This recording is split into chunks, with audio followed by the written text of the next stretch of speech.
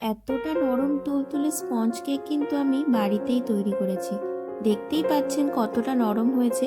তো পুরো ভিডিওটা কিন্তু দেখার অনুরোধ রইল। দেখুন আমি আপনাদের কেকটা কেটেও দেখাচ্ছি, কতটা নরম হয়েছে বুঝতেই পাচ্ছেন। তো চলুন কেকটা তৈরি করে নিই। এবার প্রথমে আমি একটা বাটি নিয়ে নিয়েছি, সেই বাটির সমানই চিনি গুঁড়ো করে নিয়েছিলাম, সেটা দিয়ে দিলাম। এবার চিনিটা গুঁড়ো না করে কিন্তু আপনারা এমনিও দিতে পারেন। তো এরপরে আমি এতে দিয়ে দেবো একটা ডিম। এবার ডিমের সাথে চিনির গুঁড়োটাকে খুব ভালো করে ব্লেন্ড করে নেবো। এটা 5 থেকে 6 মিনিট মতো আপনাদের ব্লেন্ড করতে হবে। এবার চিনির গুঁড়ো যদি আপনারা না দিতে চান তাহলে কিন্তু এমনি চিনিও দিতে পারে, সেক্ষেত্রে একটু ব্লেন্ড করতে সময় লাগবে, কারণ যতক্ষণ না পর্যন্ত চিনিটা খুব ভালো করে গুলবে ততক্ষণই আপনাদের ব্লেন্ড করতে হবে। তো এরপরে আমি দিয়ে দিলাম 1 বাটি মতো ময়দা।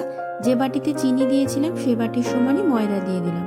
আর তারপরে দিয়ে দিলাম সাদা তেল, একটা চায়ের কাপের মতন, ওই 1/4 কাপ দিয়েছি, মানে ধরুন হাফ কাপের একটু কম। এবার সব কিছুকে খুব ভালো করে মিশিয়ে নিচ্ছি। তো প্রতিটা উপকরণ দেওয়ার সাথে সাথেই কিন্তু সব কিছুকে খুব ভালো করে মিশিয়ে নিতে হবে। খুব ভালো করে ব্যাটারটা মেশানো হয়ে গেছে। এরপরে তাতে দিয়ে দিলাম 1 চামচ মতো ভ্যানিলা এসেন্স। ভ্যানিলা এসেন্স দেওয়ার পরও কিন্তু সব কিছুর সাথে খুব ভালো করে আবারও ব্লেন্ড করে নিচ্ছি। এবার একটা বাটিতে আমি 1 চামচ মতো বেকিং পাউডার আর তার অর্ধেক মানে হাফ চামচ মতো বেকিং সোডা দিয়ে অল্প দুধ দিয়ে আমি এটাকে মিশ্রণটা বানিয়ে নিয়েছি। এবার বেকিং সোডা আর বেকিং পাউডারটা কিন্তু আপনারা ডিরেক্টলি ওই মিশ্রণেই দিতে পারেন। তো আলাদা করে মেশালে কি হবে, দেখবেন একদম দোকানের মতো কেকটা ফুলে যাবে। তো এবার মিশ্রণটা ওই ব্যাটারের মধ্যে দিয়ে দিলাম। এবার ব্যাটারের মধ্যে সবকিছু খুব ভালো করে আবার মিশিয়ে নেব। আর অল্প অল্প দুধ দিয়ে এবার একটা গাঢ় ব্যাটার বানিয়ে নেব।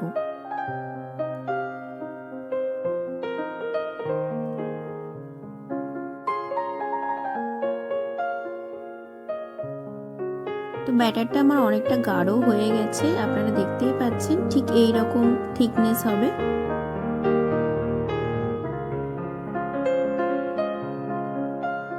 তো আজকে আমি একটা স্টিলের বাটিতেই কিন্তু করছি। এটা একটা স্টিলের বাটিতেই আমি ব্যাটারটা আজকে দিয়ে দেবো।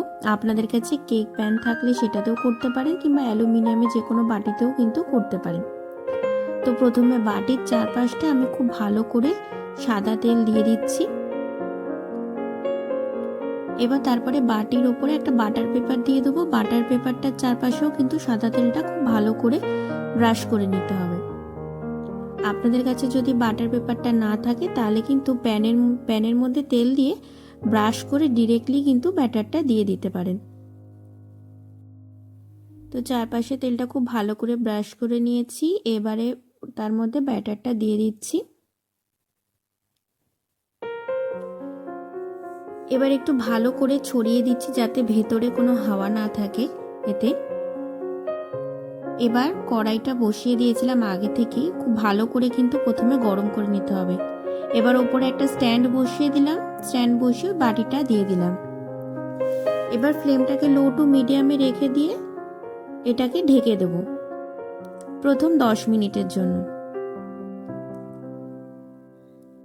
তো 10 মিনিট পরে ঢাকনা তুলে দেখলাম, দেখতেই পাচ্ছেন কেকটা কতটা ফুলে উঠেছে। তো এইবারে আমি কিছু ফ্রুট দিয়ে দেবো এর মধ্যে। আমি এখানে কাজু আর কিশমিশ দিচ্ছি, আপনাদের কাছে আর কোনো ফল থাকলে কিন্তু সেটাও দিয়ে দিতে পারেন।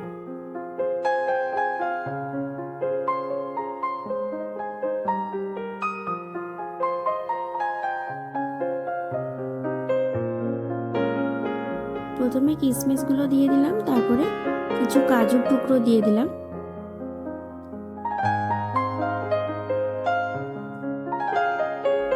তো এবারে আরও 30 মিনিটের মতো এটাকে ঢেকে দেবো। ভালো করে কিন্তু ঢেকে দিতে হবে যাতে কোনোভাবেই হিটটা বাইরে না যায়।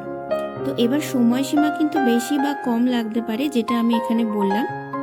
তো দেখতেই পাচ্ছেন কেকটা তৈরি হয়ে গেছে, আপনাদের কেটেও আমি দেখাচ্ছি।